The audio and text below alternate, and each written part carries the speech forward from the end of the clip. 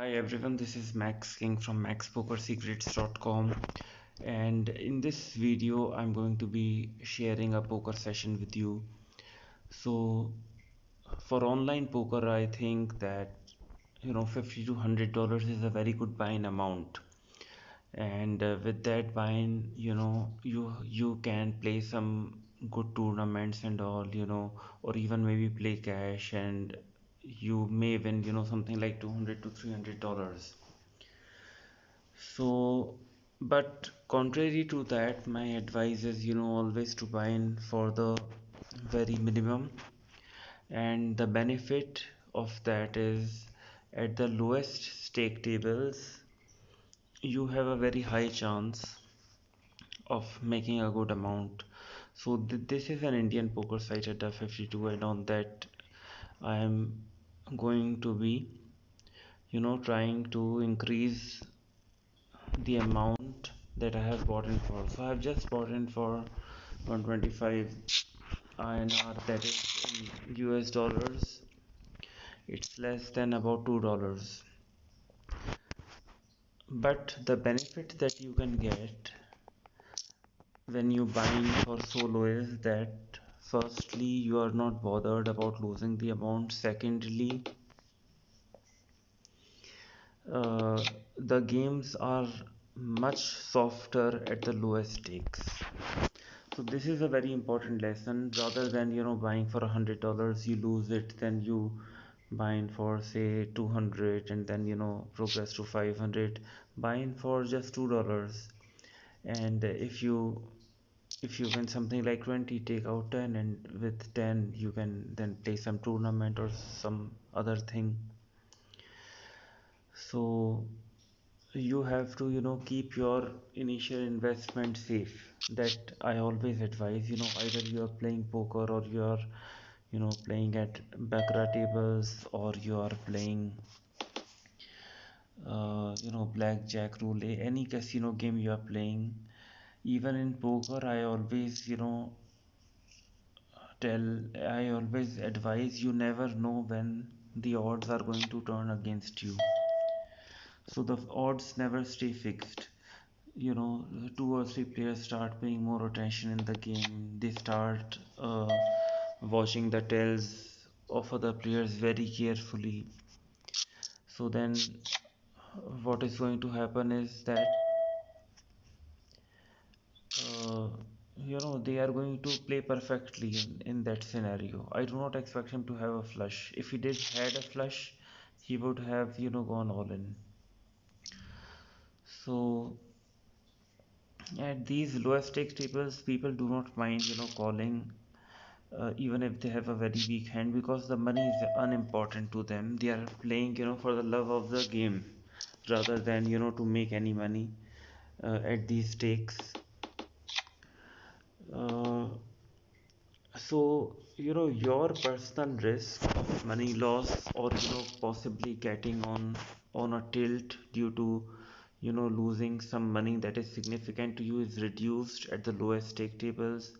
And anytime with profits, you can play any tournament. You win that, then you play, and you have a solid bankroll now, like $2,000 to $3,000 after winning the tournament. Then like if you feel like you must play the highest stakes game online, then you can with those winnings. So here some connection issue also is there. So Bluetooth, I should close it. Okay.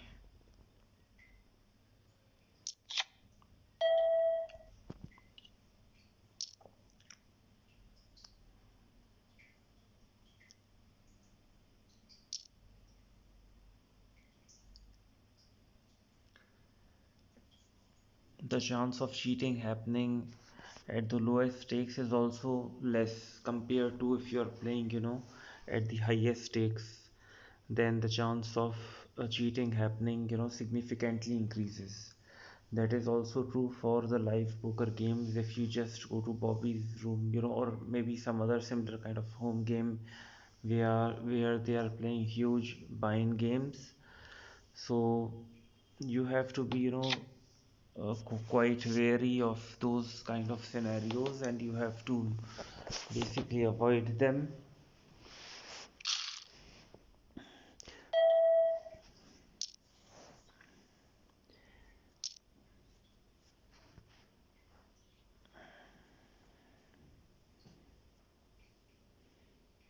The last time we hit our straight on the river, and now are we going to get lucky with this?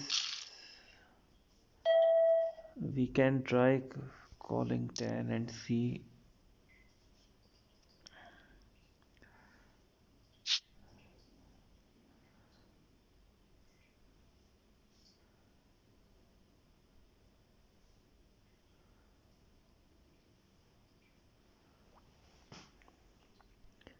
So now with this player I do not have any fold equity. If I decided to, bluff him off, I can't bluff him off because he doesn't have that many chips behind. If he had something like 250 chips, and then maybe I could have tried to fold him to get a fold. That too not in this situation, but maybe in some other situation uh, if the board got risky and he actually watched that the board had become risky, and maybe checked or something like that. So and with the timing tell, maybe sometimes you can see if they are feeling that their hand might not be good enough. So there is no limit to the poker game in which what innovation you can do. You should not think that everyone knows everything. No one knows anything. You think like that when you're sitting at a poker table. People are just having fun. They are not there to make money. Most of the time, people are just sitting, to pass some time, to enjoy, to have maybe have a drink with it or something. And because everyone who is playing is having some other work and all, because nobody can generally nobody can support this activity without some other thing that is making money for him, because most of them are losing players except for a few. So watching the tails is going to give a very big edge to you. You start watching all the poker tells, then you will start noticing that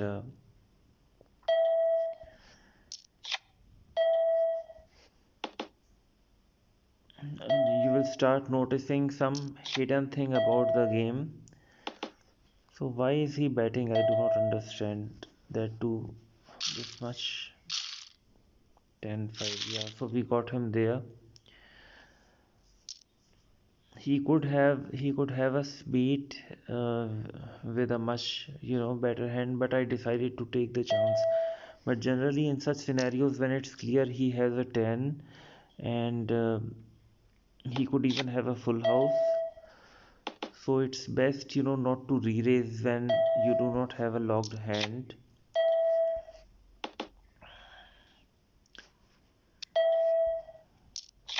Once you have a locked hand, then so now if he bets something, I'll just call. I won't re-raise, because if he has two pair, so it makes no sense. Yeah, so he had us beat already. So one pair, two pair hands, the best way is basically to if no one is betting, then we can. Oops, I guess this is a misclick. I didn't intend to bet like this, but somehow the slider, uh, I intended to bet two-thirds of the pot. So this was a mistake, but and they would have only called me, if they had a set and not in any other condition.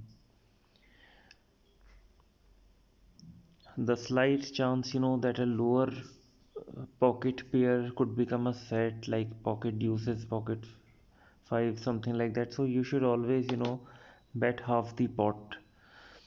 getting the folds, not allowing, free turn cards, not allowing free river cards is extremely important in this game. Otherwise, the what good hands you are having, they are going to be beat by the river if you just keep giving free cards, and you would not even know like who is chasing what. If someone has called your bet, then you get some idea, why has he called this bet, what hand could he have a draw that he is chasing there. So like that you have to play such a game where you are eliminating the players. So now I have bet half the pot. Betting 10 here, 12 here doesn't matter. So the pot is 165.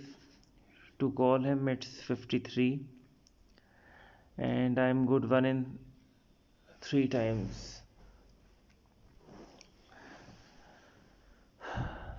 So, it's about even. It's about even way that no, but rather than doing this, I would wait for a better situation to make money where it's not uh, even way to win. Like I have a maybe logged hand. He goes all in, and then I'm going to take all from him. Like say when I have a set, he does all in on here his one pair, two pair, and so by just folding such kind of scenarios, we are saving ourselves from variance. So one person bets here, another puts it all in. So best thing is to fold. Why should we even though we would have won that hand, but you see and understand how I'm avoiding variance and risk with this strategy. So here I do not know like what they could have, but still I'm betting half the pot in order to understand what kind of a hand they could have. So on the flop he calls, so he may have a flush draw or something. Now he may have a straight draw. If he goes all in, I have to start thinking that my hand may not be good enough. So we bought in for 125 and now we are at 318.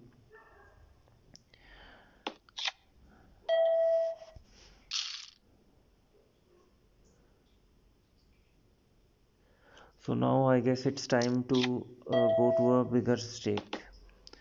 So calling calling on the flop means either a king or an ace.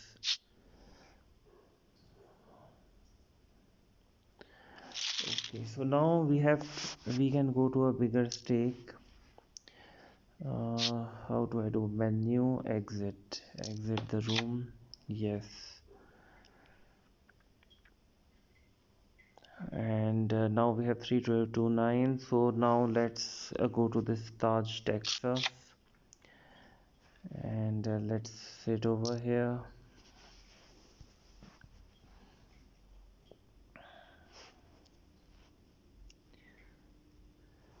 So I would say that cash games are much better than tournament. Because when you start at a lower stake, you can always take your stack and go to the higher stake table. And if you win something, then you win at the second higher stake table. It's going to be something like 800 900, and then you have another chance. You have want to go higher or take out some profits from there. So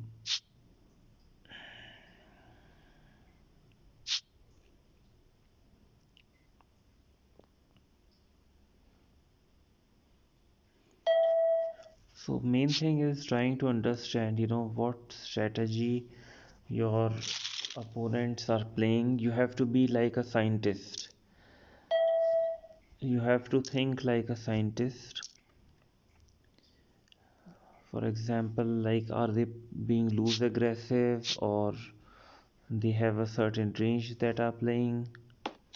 And currently, we are playing without hurt. I feel, my hand is good here in this scenario, but he may have a 10 or something.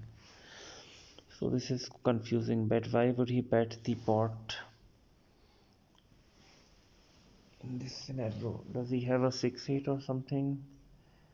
So I will just make a hero call here, or maybe I should not, because his turn bet is confusing, and the river, he may have a busted top. But okay, let me just make a fold here.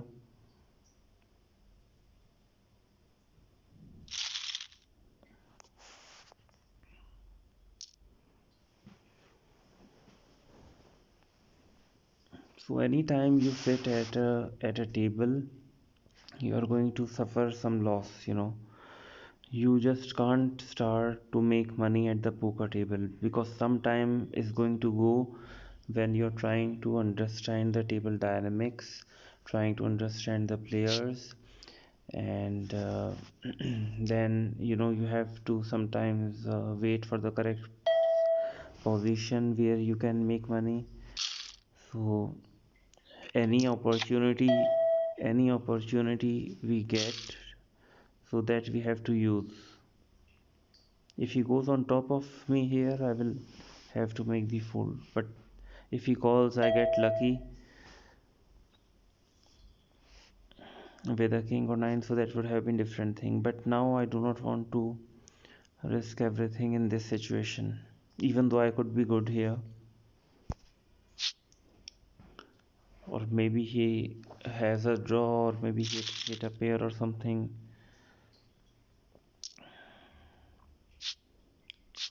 So with new players, you do not know like what they are going to do, but when you start playing with them few hands, you start to understand how they are playing. Are they aggressive? Are they trying to take advantage? So we tried to take advantage of this player, but instead he turned the tables on us, and then we had to make the fold. And of course, uh, go without a showdown and lose lot of equity there. So okay, so now we have got a little bit lucky with trips here.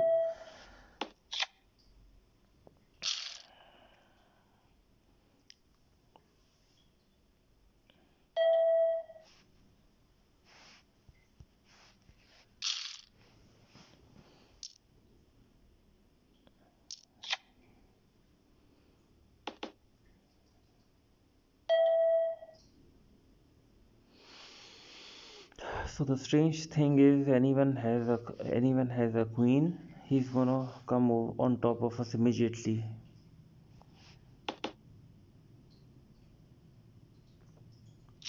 Okay, so nobody had anything, and they would still have made the fold. Mm.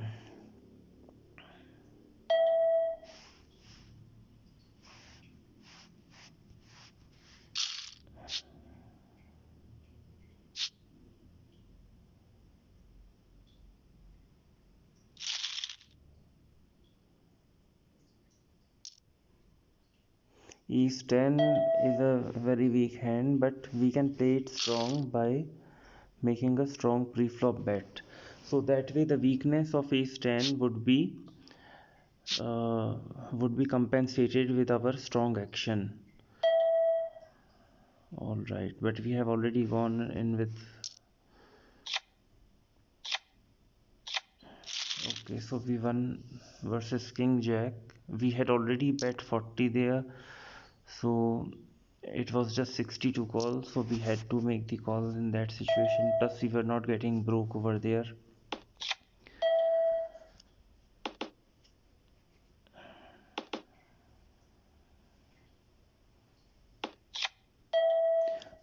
when we understand, no one has anything, then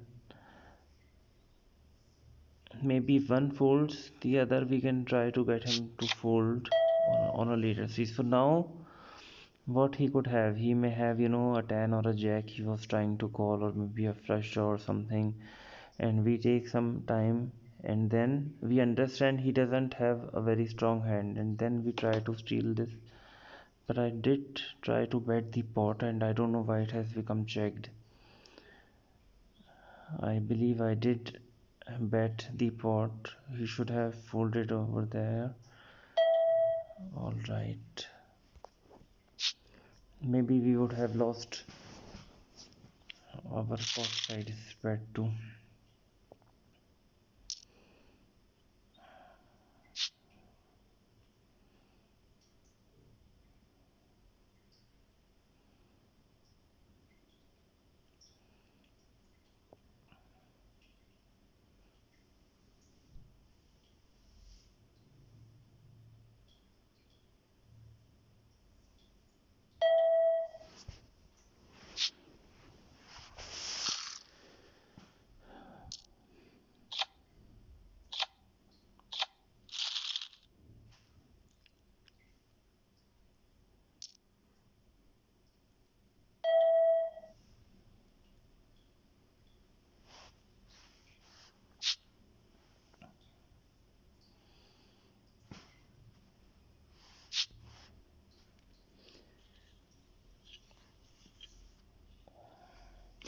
Now, the most important thing that I want to convey to you is that in poker, casino, baccarat, blackjack, roulette, any game, the most important thing is getting your initial investment out. They do not allow, to take some chips out, but the thing is, they just want everything, and that is the design of the game. So the most important thing is, see, sitting out,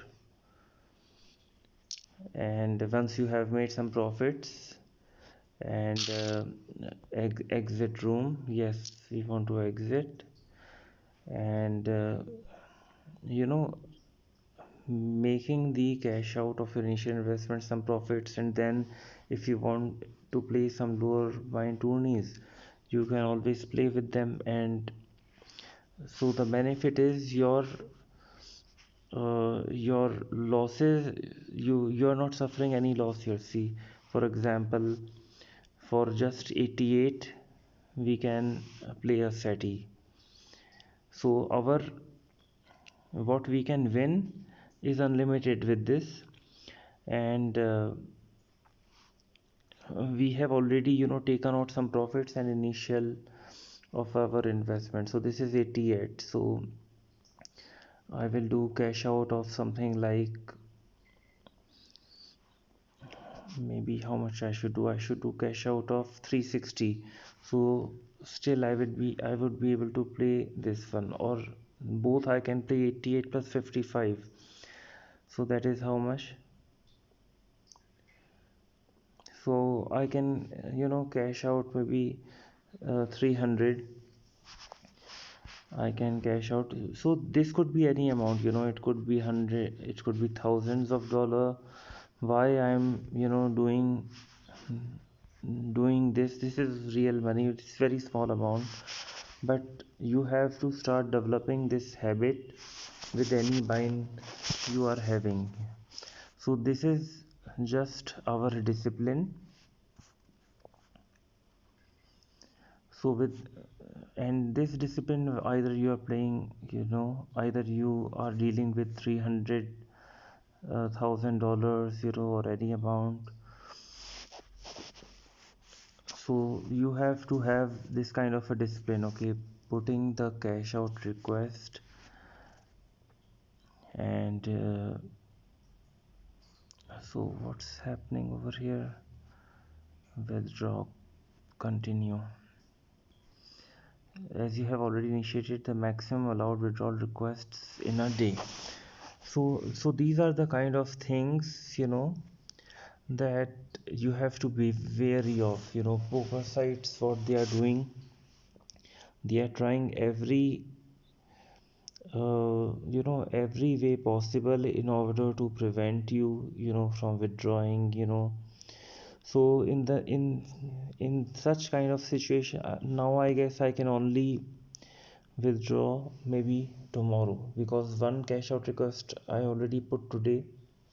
They even cashed me out same day itself, and whatever I'm going to cash out tomorrow, they are going to stuck me up. So for example, today is Thursday, so they have delayed till Friday, and Friday they do not do cash out. So now all the cash outs they are going to do on Monday. So this is how the poker sites try to scam you. But if you're playing in a live poker room, you bind, you cash out, again you sit, you cash out, again you sit, you cash out, three times you do, for 15-16 hours, there's never a problem. But these are, so online poker sites, you have to be quite wary, you have to be very wary with your initial bind. And once this starts happening, when they are delaying, it's best to not play at such a site anymore, or and to switch to a site, and whenever they want to withdraw, then wait, once this withdrawal is done. And there are a lot of other things to do, maybe focus on your business, focus on your work, or maybe try with some other site. So I think that's all for this video, and please do subscribe to my channel, please do watch my other strategy videos. Thanks a lot for watching, and please do visit maxpokersecrets.com.